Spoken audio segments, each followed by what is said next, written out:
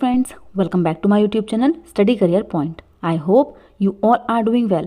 So start करते हैं हमारी आज की क्लास से। तो देखिए प्रीवियस ईयर के क्वेश्चन पेपर की सीरीज़ आप लोगों की चल रही है, जिसमें अभी तक 2 क्लासेस मैं आप लोगों को करा चुकी हूँ।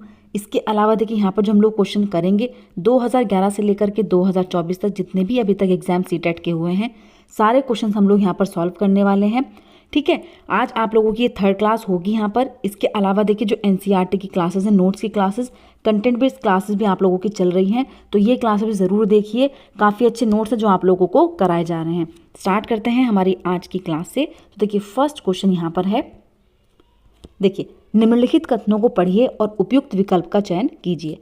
ए पॉइंट दिया गया है, आर्यभट्ट ने लिखा कि दिन और रात पृथ्वी के अपनी धुरी पर चक्कर काटने की वजह से होते हैं। तो देखिए ए पॉइंट जो है वो बिल्कुल सही है कि जो दिन और रात होते हैं वो पृथ्वी के अपनी धुरी पर चक्कर काटने की वजह से होते हैं। बी पॉइंट दिया गया है, आर्यभट्ट ने ग्रहण के बारे में वैज्ञानिक तर्क दिया। तो देखिए ये पॉइंट भी बिल्कुल सही है। दोनों ही पॉइंट यहाँ पर बिल्कुल सही हो जाएंगे, ए और बी दोनों ही सही हैं। नेक्स्ट क्वेश्चन पर चलते हैं। देखिए नेक्स्ट क्वेश्चन यहाँ पर दिया गया है, इनमें से कौन सही सुमेलित नहीं है। देखिए नेगेटिव आपसे पूछा गया है। फर्स्ट पॉइंट दिया गया है, मणिग्रामम और नानादेशी व्यापार संघ है। तो देखिए जो मणिग्रामम और नानादेशी है व्यापार संघ है, बिल्कुल सही है। सिकस्ते और नस्तलिक जो है वो लेखन की शैली है, ये भी बिल्कुल सही है। वेटी और कदमई भूमि की श्रेणियां हैं। देखिए वेटी और कदमई की हम लोग बात करें तो ये क्या है, ये भूमि की श्रेणियां नहीं है बल्कि किस चीज़ की हैं, तो ये कर के प्रकार होते हैं। देखिए करों के प्रकार होते हैं, ठीक है, क्या होते हैं, करों के प्रकार होते हैं। जो चोल वंश के, जब चोल वंश का साम्राज्य था, ठीक है, चोल वंश के समय पर कर वसूला जाता था। तो ये 2 प्रकार के क्या हैं, करों के प्रकार हैं। तो देखिए जो नेगेटिव यहाँ पर पूछा गया था वो आप लोगों का क्या हो जाता है, ऑप्शन नंबर 3। नेक्स्ट क्वेश्चन पर चलते हैं। देखिए नेक्स्ट क्वेश्चन यहाँ पर है, निम्नलिखित कथनों पर विचार कीजिए और सही कथन वाले विकल्प का चयन कीजिए। ए पॉइंट दिया गया है, इलाहाबाद में अशोक स्तंभ सम्राट अशोक के बारे में सूचना प्रदान करता है। तो देखिए अगर हम बात करें अशोक स्तंभ की, तो देखिए अशोक स्तंभ जो है वो अशोक के बारे में सूचना प्रदान नहीं करता, बल्कि समुद्रगुप्त के बारे में इसमें लिखा गया है। किसके बारे में लिखा गया है, समुद्रगुप्त के बारे में लिखा गया है। तो देखिए फर्स्ट पॉइंट तो यहाँ पर गलत हो जाता है। अशोक स्तंभ पर अभिलेख हरिशेन द्वारा एक काव्य के रूप में लिखे गए थे। तो देखिए ये पॉइंट बिल्कुल सही है। प्रशस्तियों में जनसाधारण और सामाजिक जीवन के बारे में लिखा गया है। तो देखिए ये पॉइंट पे यहाँ पर गलत है कि प्रशस्तियों में जनसाधारण और सामाजिक जीवन के बारे में लिखा गया है, बल्कि यहाँ पर किस चीज़ के, समुद्रगुप्त की विजय तथा गुप्त साम्राज्य की सीमा का उल्लेख मिलता है। ठीक है, तो यहाँ पर 3rd पॉइंट भी गलत हो जाएगा। सिर्फ 2nd विकल्प यहाँ पर क्या है, सही है, ऑप्शन नंबर 2। नेक्स्ट क्वेश्चन पर चलते हैं।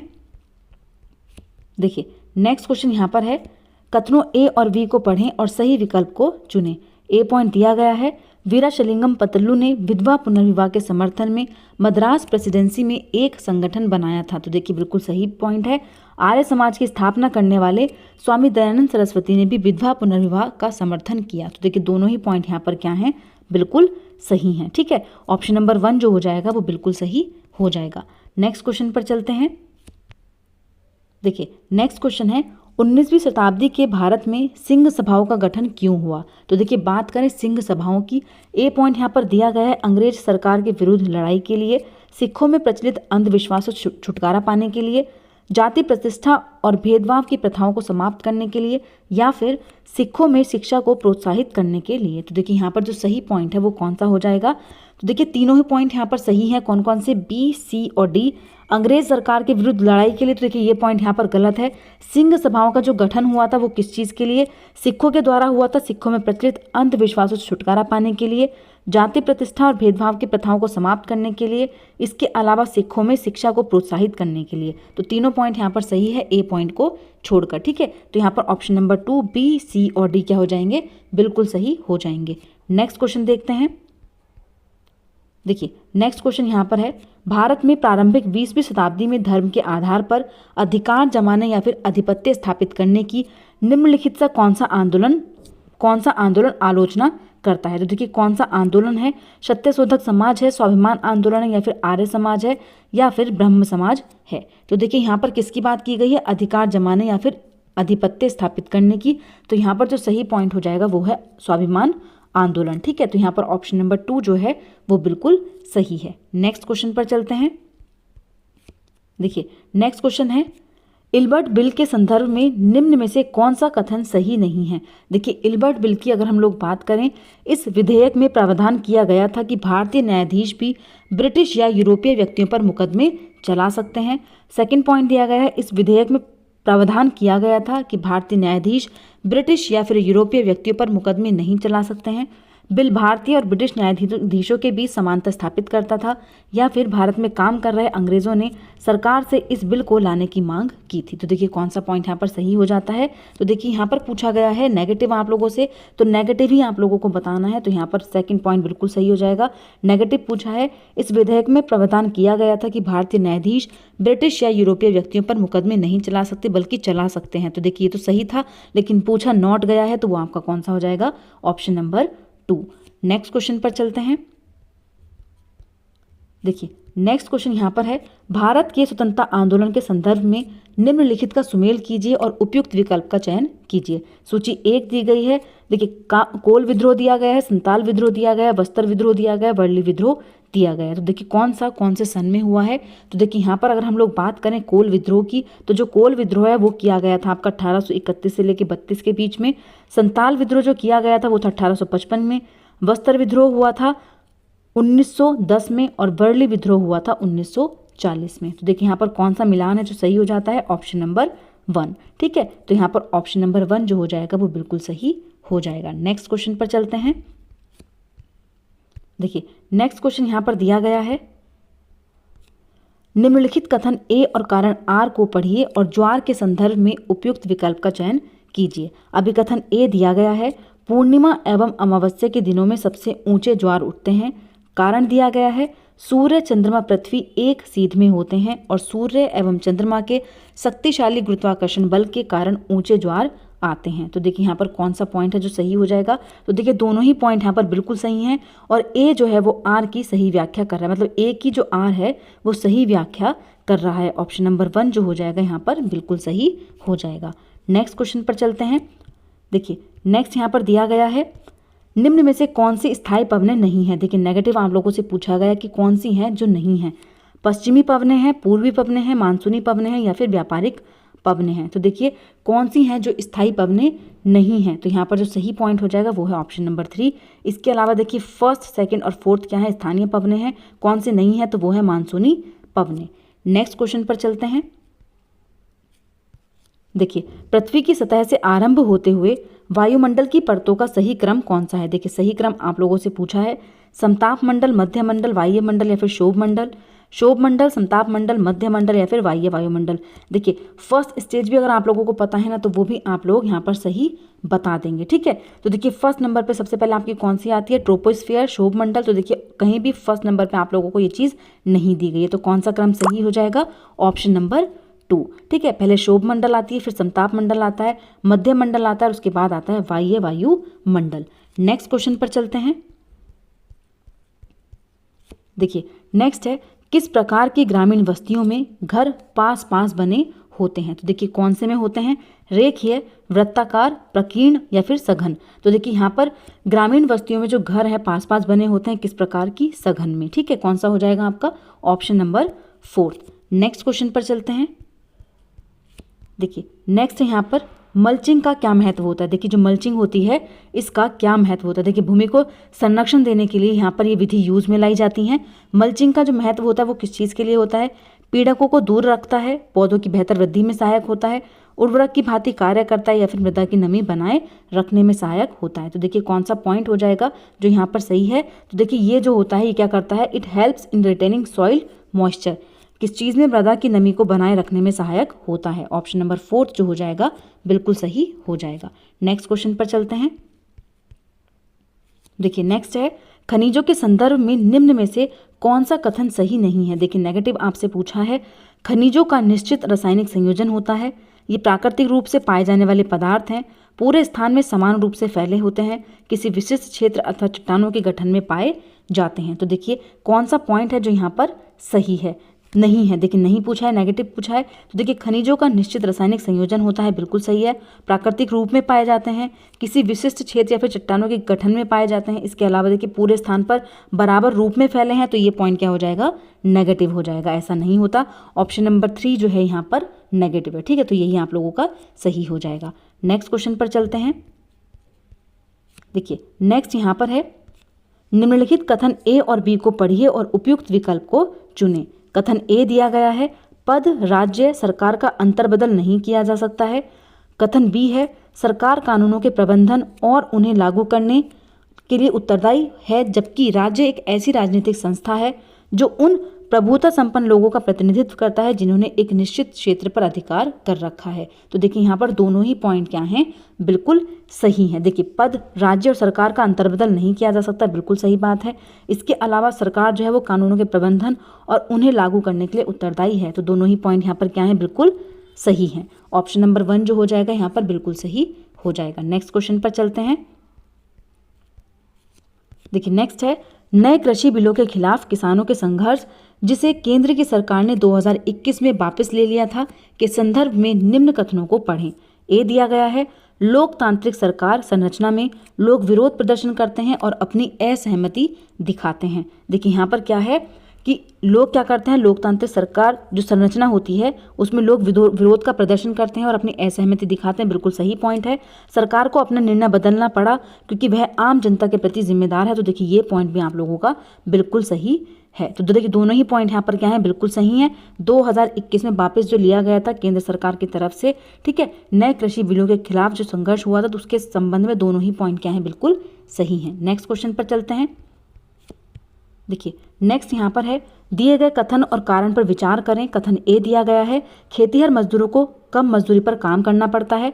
कारण है, ये मजदूर साल भर कमाई करते हैं। तो देखिए कौन सा पॉइंट होगा जो यहाँ पर सही हो जाएगा। तो देखिए ए कथन तो बिल्कुल सही है कि खेतीहर मजदूरों को कम मजदूरी पर काम करना पड़ता है, लेकिन ये मजदूर साल भर कमाई करते हैं। तो ये पॉइंट यहाँ पर क्या है, गलत है, क्योंकि देखिए ये पलायन करते रहते हैं। खेतीहर मजदूर जो होते हैं इनके पास खुद की खेती नहीं होती, दूसरों की खेती पर ये कार्य करते हैं, ठीक है। तो यहाँ पर इनको साल भर कमाई मिलती है। तो ये पॉइंट यहाँ पर क्या है, विशेष मौसम में ही इनको काम मिल पाता है।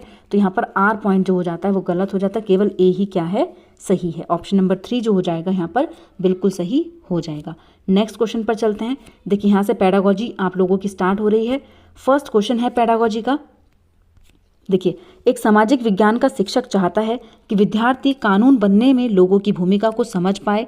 निम्न में से कौन सी गतिविधि या गतिविधियां उनकी कक्षा में शामिल होंगी। ए पॉइंट दिया गया है, भारत में कानून बनने के विभिन्न चरणों पर एक थीम वॉल तैयार करना, सूचना का अधिकार अधिनियम कैसे बना इसका उदाहरण लेते हुए चर्चा करना, स्वयं एक कर्तव्य चार्ट बनाना और कक्षा में चिपका देना। तो देखिए कौन सा पॉइंट है जो सही होगा। तो देखिए स्वयं एक कर्तव्य लेना, ड्यूटी लेना, चार्ट बनाना और कक्षा में चिपकाना ये उद्देश्य नहीं है, बल्कि इसके अलावा दोनों पॉइंट क्या हैं, बिल्कुल सही है। ए और बी सही हो जाएगा, सी पॉइंट क्या है यहाँ पर गलत है। नेक्स्ट क्वेश्चन देखते हैं।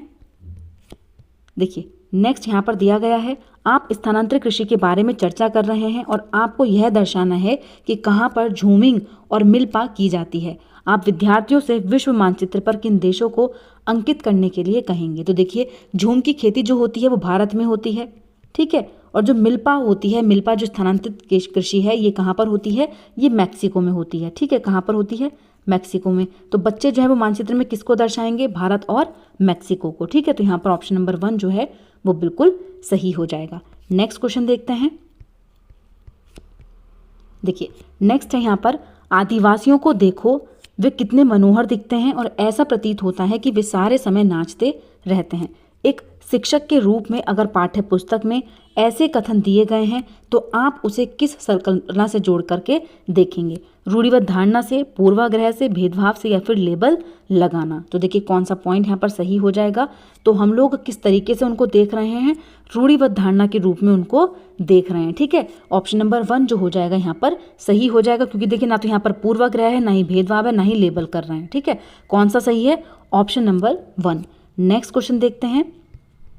देखिए नेक्स्ट यहाँ पर है, निम्न प्रश्नों में से कौन से प्रश्न विद्यार्थियों में आलोचनात्मक चिंतन के कौशल को बढ़ावा देते हैं। ए पॉइंट है, किन तरीकों से साम्राज्यवाद ने विजित राष्ट्रों को प्रभावित किया। बी है, बाल विवाह की हानियां क्या हैं।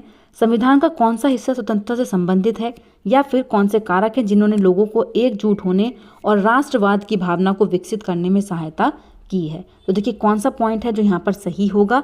तो देखिए किन तरीकों से साम्राज्यवाद से विजित राष्ट्रों को प्रभावित किया, बिल्कुल सही है। यहाँ पर देखिए आलोचनात्मक थिंकिंग का यूज हो रहा है। बाल विवाह की हानियाँ क्या हैं, तो देखिए ये पॉइंट भी बिल्कुल सही है। इसके अलावा देखिए यहाँ पर संविधान का कौन सा हिस्सा स्वतंत्रता से संबंधित है, देखिए ये वन वर्ड आंसर आप लोग कर देंगे कि कौन सा हिस्सा है, तो यहाँ पर आलोचनात्मक चिंतन का यूज नहीं है। इसके अलावा डी पॉइंट भी बिल्कुल सही है, ए बी और डी पॉइंट सही हो जाएंगे, ऑप्शन नंबर 2। नेक्स्ट क्वेश्चन देखते हैं। देखिए नेक्स्ट क्वेश्चन यहाँ पर दिया गया है, भूगोल में मानचित्र कला तकनीक केंद्रित है, तो किस चीज पर केंद्रित है?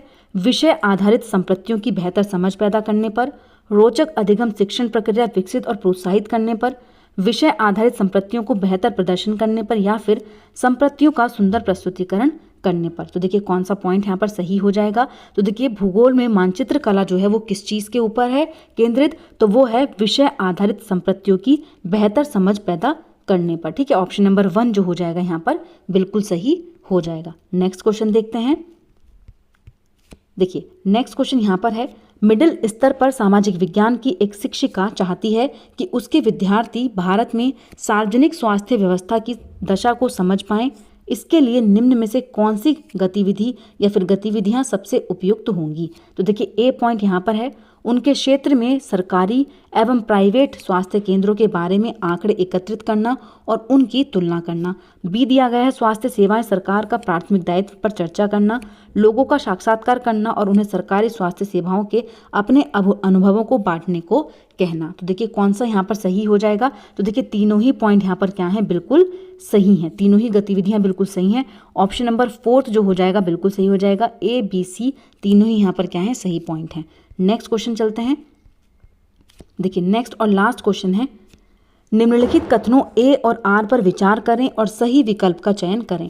ए पॉइंट दिया गया है, कुछ सामाजिक विज्ञानी अपने सिद्धांतों में भौतिक एवं प्राकृतिक विज्ञान का अनुकरण करने का प्रयास करते हैं। तो देखिए बिल्कुल सही पॉइंट है कि कुछ सामाजिक विज्ञानी अपने सिद्धांतों में भौतिक एवं प्राकृतिक विज्ञान का अनुकरण करने का प्रयास करते हैं। बी पॉइंट देखिए यहाँ पर आर जो दिया गया है, प्राय यह माना जाता है कि मात्र प्राकृतिक और भौतिक तत्वों का ही वैज्ञानिक परीक्षण संभव है। तो देखिए दोनों ही पॉइंट यहाँ पर क्या हैं, बिल्कुल सही हैं, क्योंकि देखिए केवल प्राकृतिक और भौतिक तत्वों का ही वैज्ञानिक परीक्षण संभव है, बिल्कुल सही पॉइंट है, दोनों ही यहाँ पर बिल्कुल सही हैं। और आर जो है ए की सही व्याख्या कर रहा है। तो देखिए फर्स्ट जो ऑप्शन होगा यहाँ पर बिल्कुल सही हो जाएगा। तो देखिए आज की क्लास आप लोगों की यहीं पर कंप्लीट होती है। अगर आप लोगों को मेरी क्लास अच्छी लगी हो तो प्लीज़ मेरे चैनल को लाइक करें, सब्सक्राइब करें और शेयर करें, और देखिए एनसीईआरटी के नोट्स की क्लासेस देखते रहिए। तो आज की क्लास यहीं पर कंप्लीट करते हैं। Thank you.